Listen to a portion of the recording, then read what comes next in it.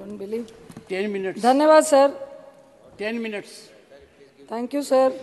एक महिला होने के नाते मैं आशा करूंगी कि आप 5 मिनट आप अपनी तरफ से मुझे देंगे, और मैं सत्ता पक्ष को भी कहूंगी कि आज महिलाओं का दिन है।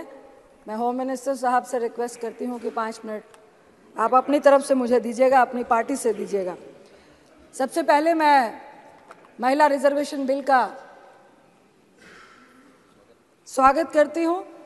मैं भी महिला हूं और चाहते हैं हम लोग कि महिलाओं की जो भागीदारी है वो सदन में बढ़े, राजनीतिक परिवेश में बढ़े, लोगों के प्रतिनिधित्व करने में बढ़े।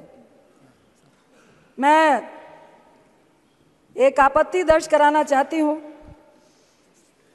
जिसका नाम आपने दिया है महिला आरक्षण का, नारी शक्ति विधेयक। ये नारी शक्ति विधेयक है, लेकिन अपने नाम दे दिया इसका नारी शक्ति वंदन विधेयक। मुझे लगता है ये एक संवैधानिक अधिकार है, ये कोई दैविक वरदान नहीं है, ये कोई प्रधानमंत्री साहब का या आपका दिया हुआ महिलाओं को दया का पात्र नहीं है। ये हमारा एक संवैधानिक अधिकार है। आपने इसका नाम दैविक और दया और पूजा से जोड़ के मुझे लगता है जो आंदोलन का इतिहास था उसको भी खत्म करने की कोशिश की है। ये एक मैं महिला होने के नाते बोल रही हूँ। वंदना, आपके सरकार में महिलाओं की कितनी होती है यह हम सबको मालूम है। वंदना हम महिलाओं की सत्ता पक्ष हो या विपक्ष में हो, जितनी भी पुरुष मानसिकता है, महिलाओं की वंदना इतिहास गवाह है कि जब जब आपको शक्ति की जरूरत होती है, जब जब आपको सत्ता पाने की जरूरत होती है, जब जब आप विजय की आशा रखते हैं, तब आप एक महिला को देवी बनाकर उसकी पूजा करने लगते हैं, वंदना करने लगते हैं। लेकिन अंदर में एक पुरुष की जीत और उसकी वंदना होती है। आपकी वंदना हमने जंतर मंतर में बैठी उन महिलाओं के रूप में देखी। आपकी वंदना, आपका महिलाओं का सम्मान जब मणिपुर पे हमारी महिलाएं निवस्त्र हो रही थी, हमने तब देखी। आपकी वंदना और आपकी पूजा और सम्मान जब एक रेपिस्ट को बचाने के लिए, जब आप सत्ता पक्ष वालों को यह मालूम चलता है कि वोट की राजनीति में जरूरत है, तो मैं रिक्वेस्ट करती हूँ, हमें अधिकार चाहिए। दया का पात्र ना महिला कभी थी ना होगी। ये हमारी करुणा है, हमारी ममता है कि हम आपको, अपने आप को आपके सामने दया का पात्र बनने देते हैं, क्योंकि हमारे में इतनी करुणा है। हम आज इस नए सदन में बैठे हुए हैं, मैं प्रशंसा करती हूँ, बहुत अच्छा है, लविश है। लेकिन एक बात जरूर कहूँगी, जो पुराना सदन है वो घड़े का पानी है और ये जो नया है रेफ्रिजरेटर का पानी है। और घड़े के पानी की जो महक होती है ना, वो जिंदगी सालों सालों तक हम भूल नहीं पाते हैं। बस इतना फर्क है, ये आपको भी सोचना पड़ेगा कि आखिर ये फर्क इस पुराने बिल्डिंग और नए बिल्डिंग में क्यों है। मैं जरूर बोलूंगी कि आप महिलाओं के अधिकार की बात कर रहे हैं।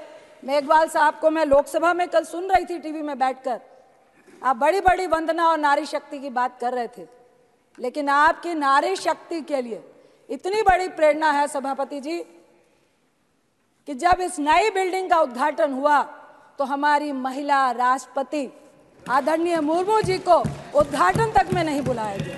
यह है आपकी नारी वंदना। 13 साल से हमारा आरक्षण, हमारा अधिकार, हमारा सम्मान से हम वंचित हैं। लेकिन मुझे आपके इस बिल में षड्यंत्र नजर आता है। 13 साल से राज्यसभा में हम लोगों ने पारित किया था और आज आप इसको लेकर आए हैं, अरे प्लीज सुनिए ना।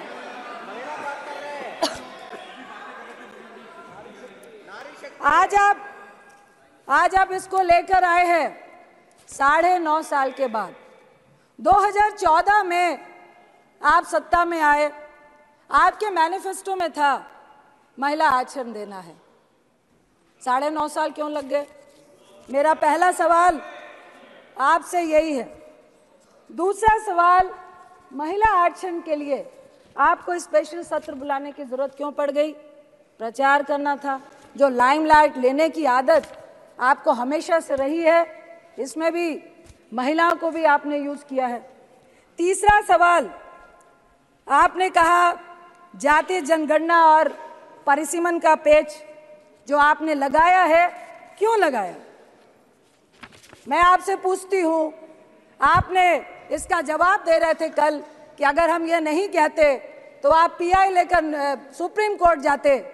अरे आप तो वो लोग हैं जिन्होंने नोटबंदी लगाने से पहले किसी से चर्चा भी नहीं की और 155 लोग लाइनों में मार दिए, तो अभी ऐसी कौन सी बाधा है? आप वो लोग हैं जो किसान का कानून लाने से पहले किसी से नहीं पूछा, 750 किसान शहीद हो गए, लेकिन वो आपकी बाधा नहीं बनी।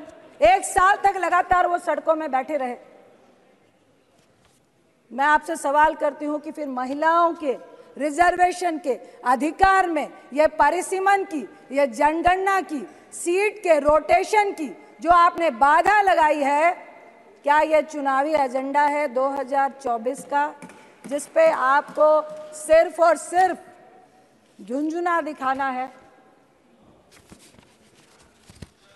मैं आपसे आपकी नियत और अपने कांग्रेस की नियत के बारे में सफाई देना चाहती हूँ, उदाहरण देना चाहती हूँ। आप महिमा मंडल कर रहे हैं कि आप महिला रिजर्वेशन बिल लेकर आए, लेकिन मैं आपको उदाहरण देती हूँ कि 9 मार्च 2010 में जब यूपीए 2 राज्यसभा में जब ये बिल पारित हुआ था, यानी सत्ता में आने के 1 साल के बाद, यानी कि हमारी मंशा आने वाले लोकसभा में इसका प्रचार करना नहीं था। 10, 11, 12, 13, 14 में चुनाव था। हम सिर्फ और सिर्फ महिला को सशक्तिकरण करना चाहते थे।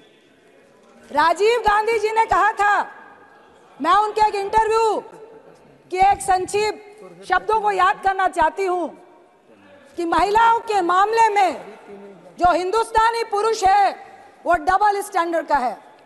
एक तरफ तो वो ऊंचे सिंहासन में महिला को बैठाता है, लेकिन दूसरी तरफ जब उसको सम्मान और समानता का अधिकार देने की बारी आती है, तब वो अपना पल्ला खींच लेता है, जैसा कि आपने हमारी राष्ट्रपति जी के साथ किया, वो भी ट्राइबल। मैं आपसे सिर्फ इतना कहना चाहती हूं कि देखिए, हम चाहते हैं कि जातीय जनगणना, परिसीमन, रोटेशन को दरकिनार करके आप महिला को आरक्षण क्यों नहीं देना चाहते हैं? इसका मतलब है आप पुरुष के हिस्से में से महिलाओं को हिस्सा नहीं देना चाहते हैं। आप परिसीमन करेंगे, सीटें बढ़ाएंगे, उसके बाद आप महिलाओं को एक अलग से हिस्सा देंगे। आखिर क्यों नहीं आज के हिस्से में आप महिलाओं को हिस्सा देना चाहते हैं? मैं आपसे इतना ही कहूंगी कि हमारा जो महिलाओं को मजबूत करने का जो महिला का बिल था, वो यूपीए 2 में जो राज्यसभा में पास हुआ, हम चाहते हैं कि ये जो आपने नारी शक्ति का वंदन विधेयक का नाम दिया है, इसको समानता का अधिकार दे, हमें वंदना और पूजा नहीं करें। इसके साथ मैं आपसे जरूर कहूंगी कि हम चाहते हैं कि ये बिल पास हो, SC ST के साथ OBC महिलाओं को भी अधिकार मिले, क्योंकि हमारी और आपकी जैसी महिलाएं संघर्ष करके आई हैं, कल भी आ जाएंगी। हमें भी संघर्ष करना पड़ता है, लेकिन इस राजनीति के फील्ड में, इस मैदान में एक अकेली महिला अगर वो समाज के लिए अच्छा भी करती है, लेकिन इस राजनीति के दलदल में उसका अकेले कूदना, संघर्ष करना आज भी बहुत जटिल है। क्योंकि अगर महिला मजबूत है, आपके साथ कंधे से कंधा मिलाकर चलना चाहती है, अपनी राय रखना चाहती है, वो जो पुरुष मानसिकता है उसको गवारा नहीं है। हम चाहते हैं, मैं अपनी पक्ष की महिलाओं से भी कहूंगी कि जब मणिपुर की घटना घटी, जब किसी भी रेप की घटना घटती है, जब हमारी पहलवान बच्चियां बैठती है, आपका समय तो समाप्त हो रहा है। समानता का अधिकार दिया है आपने महिलाओं को, ऐसा अधिकार दिया है समानता का अपनी महिला मंत्रियों को कि उनको कह दिया जाता है कि एक शब्द भी महिला के शोषण के खिलाफ आपका निकलना नहीं चाहिए। ऐसी समानता और ऐसी दैवीय शक्ति हमें आपकी नहीं चाहिए, हमें अपना अधिकार चाहिए। इसके साथ ही मैं एक कविता का अंश पढ़ के अपनी बात को खत्म करना चाहूंगी। नारी के ऊपर एक कविता है, उतारो मुझे जिस क्षेत्र में सर्वश्रेष्ठ कर दिखाऊंगी, औरों से अलग दिखने में कुछ अलग करके ही जाऊंगी। चाह नहीं है एक अलग नाम की, इसी को महान बनाऊंगी। नारी हूं मैं इस युग की, नारी की अलग पहचान बनाऊंगी। जो सदियों से देखा तुमने लिपटी साड़ी में कोमल तन को, घर घर में रहती थी वो, पर जान न सके थे उसके मन को। झुकी हुई सी नजरें थी, वाणी मध्यम मधुर सी थी, फिर भी तानों की आवाज प्रबल थी। हिम्मत ना थी उफ करने की, अब बदल गई है ये पहचान। अब बदल गई है ये पहचान, नारी की ना साड़ी परिभाषा, वाणी अभी भी मध्यम मधुर सी, पर कुछ कर गुजरने की है प्रबल सी आशा। चाहे जो भी मैं बन जाऊं, गर्व से नारी ही कहलाऊं। मुझे गर्व है कि आज सभापति की चेयर में हमारी ओलंपियन पीटी उषा जी बैठी हैं। मेरा बचपन का सपना था, जब मैं पूजा में जाती थी और गॉड से विश करती थी, मुझे राजनीतिक व्यक्ति नहीं बनना था कि मुझे पीटी उषा जी की तरह गोल्ड मेडल लेना है।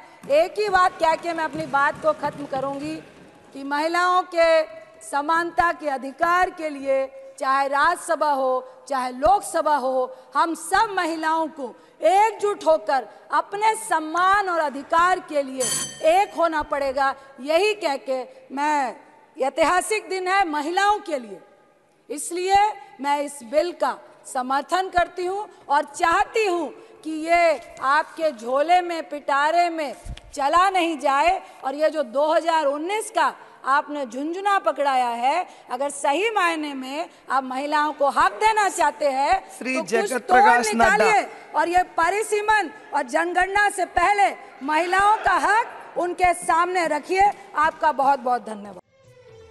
धीरे धीरे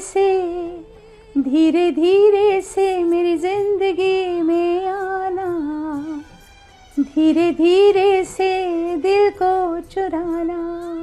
नमस्कार, मैं अनुराधा पौडवाल 26 नवंबर को पैनोरमा स्टार सीजन 6 के कार्यक्रम में पूर्णिया बिहार आ रही हूँ।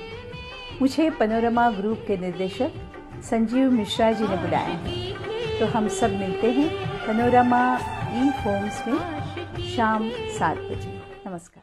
अगर ये वीडियो पसंद आई और वह बिहार के राजनीति और बिहारियत से सरोकार रखेनी तो सब्सक्राइब बटन दबा के चैनल के सब्सक्राइब कर ली। ओजे एगो घंटी बा, ओकरा बटन दबा देला से कुल सटीक और मारक खबर रुआ मुफ्त में मिल जाई। अगर रुआ पत्रकारिता के हमनी के नया प्रयोग में सहयोग कर चाहतानी तो ज्वाइन बटन दबा दी। पेटीएम नंबर नोट कर ली 9386816700। धन्यवाद।